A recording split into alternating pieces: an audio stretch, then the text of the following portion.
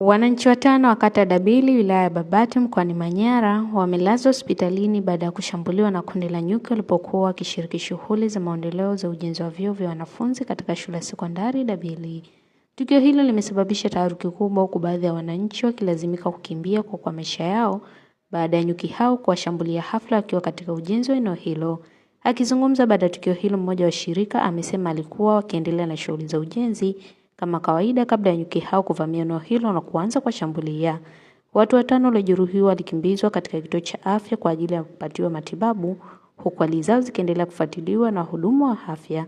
Kutokana na tukio hilo, shughuli za ujenzi zilisitishwa kwa muda ili kuhakikisha usalama wa wananchi kabla ya kuendelea tena baada ya hali kutulia.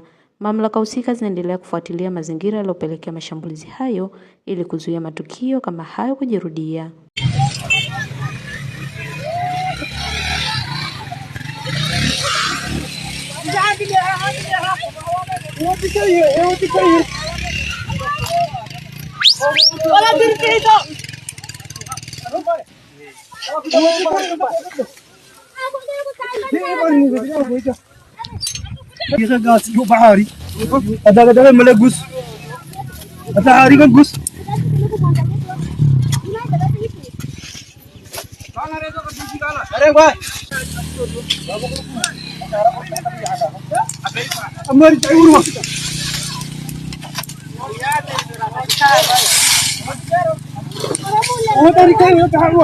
Nyuki imetushambulia sana na kukimbia hadi kijiweni, bado inatufukuza.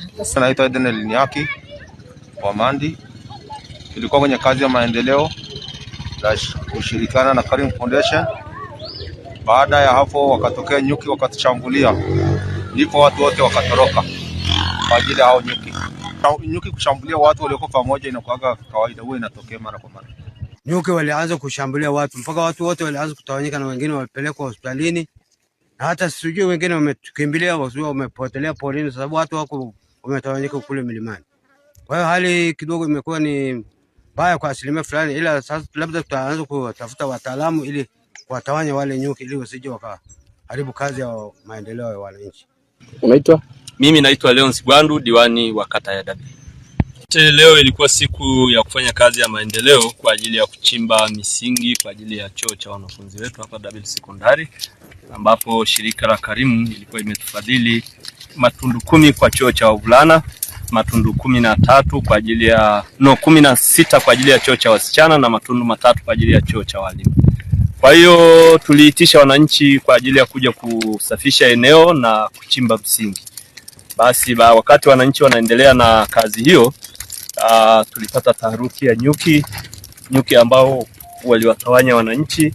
Kwa hiyo ndio taharuki iliyotokea. Wananchi wa kata ya Dabili, hususan vijiji vya Sabilo, Mandi na Gidewari, watu walikuja kwa wingi, na kama sio hii taharuki, kazi hii ya kuchimba msingi nina hakika leo ingekamilika.